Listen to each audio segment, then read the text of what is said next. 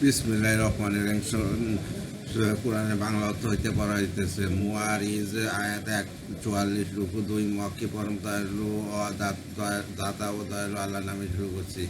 এক, দাবিদার ওই আযাব দাবি করলো যা হবেই হবে। 2, ওই আযাব কাফিরদের জন্য যার প্রতিরোধকারী কেউ নেই। 3, ওই আযাব তার পক্ষ থেকে আসবে যিনি উপরে উঠা সিঁড়িগুলোর মালিক। 4, ফেরেশতা ও রূহ এমন একদিনে তার দিকে উঠে যায় যার পরিমাণ 50,000 বছর। 5, তাই হে রাসূল আপনি ভদ্রভাবে সবর করুন। 6, এরা আযাবকে দূরে মনে করে। 7, আর আমি তা কাছে দেখে আছি। 8, ওই আযাব ওই দিন হবে যেদিন আসমান গলিত কৌপার মতো হইয়া যাবে। 9, আর পাহাড়ও রঙিন বোনা পোশামের মতো হইয়া যাবে। 10, কোনো ঘনিষ্ঠ বন্ধু তার প্রিয় বন্ধুর খোঁজ নেবে না। 11, অথচ তারা একে অপরকে দেখতে পায় এমনভাবে তাদেরকে রাখা হবে। অপরাধী ইচ্ছা করবে যে আবার থেকে বাঁচার জন্য তার সন্তানকে। 12, তার স্ত্রী ও ভাইকে। 13, তার ওই ঘনিষ্ঠ আত্মীয়কে যে তাকে আশ্রয় দিত। 14, এবং দুনিয়ার সবাইকে সে মুক্তিপণ হিসাবে দিয়ে দিতে যেন এই তদবির তাকে থেকে মুক্তি দিয়ে দেয়। 15, কখনো নয় নিশ্চয়ই তা লেলিহান শিখা। 16, যা চামড়াকে ঝলসিয়ে তুলে দেয়। 17, ওই লোককে তার দিকে রাখতে থাকবে যে পালিয়েছে ও মুখ ফিরিয়াছে। 18, আর মাল জমা করিয়াছে তারপর আক্রিয়া রেখেছে। 19, নিশ্চয় মানুষকে অস্থির মনা করে সৃষ্টি করা হইয়াছে। 20, যখন তার উপর খারাপ অবস্থা আসে তখন সে হতাশ হয়। 21, আর যখন তার অবস্থা ভালো হয় তখন সে কৃপণ হয়। 22, কিন্তু ওইসব লোক এইসব দোষ থেকে বেঁচে যায় যারা নামাজি। 23, যারা সবসময় তাদের নামাজ আদায়কারী। 24, যাদের সম্পদের নির্দিষ্ট হক রইয়াছে। 25, ভিক্ষুক ও বঞ্চিতদের জন্য। 26, যারা বিচার দিবসকে সত্য বলে মানে।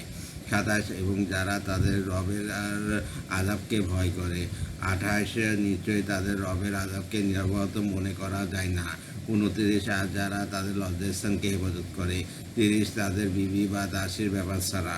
নিশ্চয়ই তারা এই বিষয়ে নিন্দার পাত্র নয়। 31, অবশ্যই যারা এর চেয়ে বেশি চায় তারাই সীমা লঙ্ঘনকারী। 32, যারা তাদের আমানত ও আদার রক্ষক। 33, আর যারা সাক্ষ্য দেওয়ার ব্যাপারে সততার ওপর করে থাকে। 34, এবং যারা তাদের নামাজকে হেফাজত করে। 35, এমন সব লোকই সম্মানের সাথে বেহেশতে যাবে।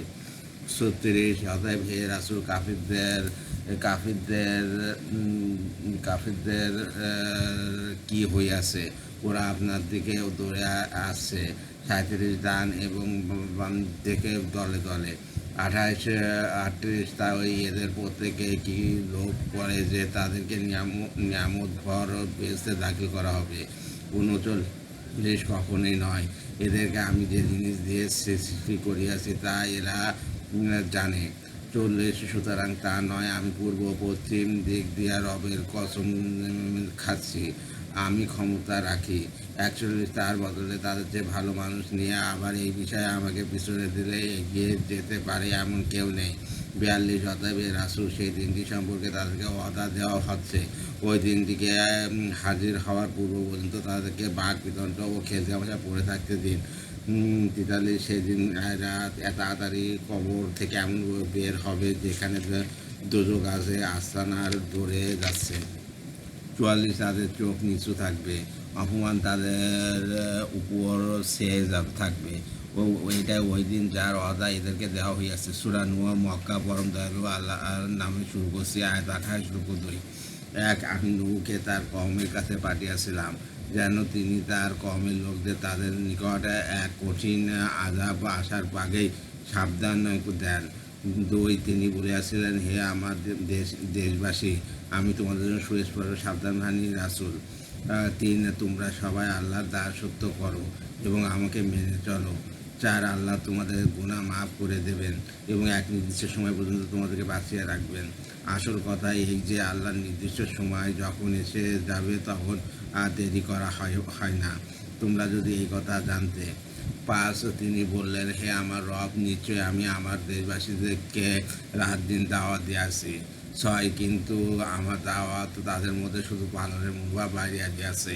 7, আর যখনই আমি তাদেরকে দাওয়াত দিয়েছি যাতে আপনি তাদেরকে মাফ করে দেন, তারা তাদের কানে আঙ্গুল ঠেসে দিয়েছে।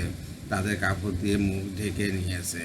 তাদের আচরণে তারা জিদ ধরে রইয়াছে এবং খুব বেশি অহংকার করিয়াছে। আর এরপর আমি তাদেরকে উঁচু আওয়াজে দাওয়াত দিয়াছি, নয় তারপর আমি তাদের কাছে প্রকাশ্যে ও তাবলীগ করিয়াছি এবং চুপে চুপে বুঝাইয়াছি। 10 আমি বলছি, তোমাদের রবের কাছে মাপ চাও, নিশ্চয় তিনি বড়ই ক্ষমাশীল। 11 তিনি তোমাদের জন্য আসমান থেকে প্রচুর বৃষ্টি দেবেন। 12 তোমাদেরকে সম্পদ ও সন্তানদের দান করবেন, তোমাদের জন্য বাগান সৃষ্টি করবেন এবং তোমাদের জন্য নদী নালা প্রবাহিত করে দিবেন। 13 তোমাদের কি হলো যে তোমরা আল্লাহর জন্য কোনো মান মর্যাদা আশা করো না। 14 অথচ তিনি তোমাদেরকে পর্যায়ক্রমে সৃষ্টি করেছেন। 15 তোমরা কি দেখতে পাও না আল্লাহ কিভাবে কিভাবে 7 আসমান জমিন সৃষ্টি করিয়াছেন। 16 এবং তাতে চাঁদকে আলো ও সূর্যকে বাতি বানিয়েছেন। 17 আল্লাহ তোমাদেরকে মাটি থেকে অদ্ভুতভাবে বানিয়েছেন। 18 তারপর তোমাদেরকে এই মাটিতে ফিরে নেবেন এবং তোমাদেরকে হঠাৎ বের করে আনবেন। 19 আল্লাহ জমিনকে তোমাদের জন্য বিছানার মতো বিছিয়ে দিয়েছেন, যাতে তোমরা এর মধ্যে খোলা রাস্তা চালন করতে পারো। 21 নূহ বললেন, হে আমার রব, এরা আমার কথা অমান্য করিয়াছে এবং ওই নেতাদের কথা মতো চলছে, যারা মাল ও সন্তান পেয়ে তারও বেশি ব্যর্থ হইয়াছে। 22 এরা বিরাট ষড়যন্ত্রের জাল ছড়িয়ে রেখেছে।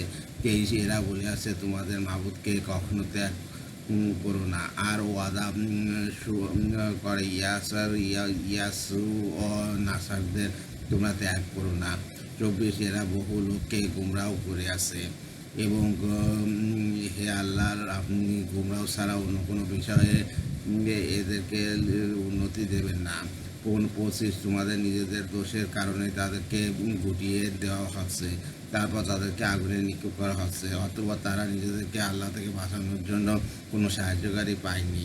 26 বললে, হে আমার রব, এই কাফিরদের একজনই এই দুনিয়া থাকার জন্য ছেড়ে দেবেন না। 27 যদি আপনি তাদেরকে ছেড়ে দেন তাহলে তারা আপনার বান্দাকে গুমরাহ করবে, আর এদের বংশে যারাই জন্ম নেবে তারা পাপী ও কঠোর গাফির হইবে। 28 আমার রব, আমাকে আমার পিতামাতা যারা মুমিনদের হিসাবে আমার ঘরে দাখিল হইয়াছে তাদেরকে এবং সকল মুমিন পুরুষ ও নারীকে মাফ করবেন, আর জালিমদের জন্য ধ্বংস ছাড়া অন্য কোনো বিষয় তাদেরকে বাড়াতে দেবেন না। সূরা জিন পরম দয়ালু পরম দাতা ও দয়ালু আল্লাহর নামে শুরু করছি। আয়াত 28 রুকু 2।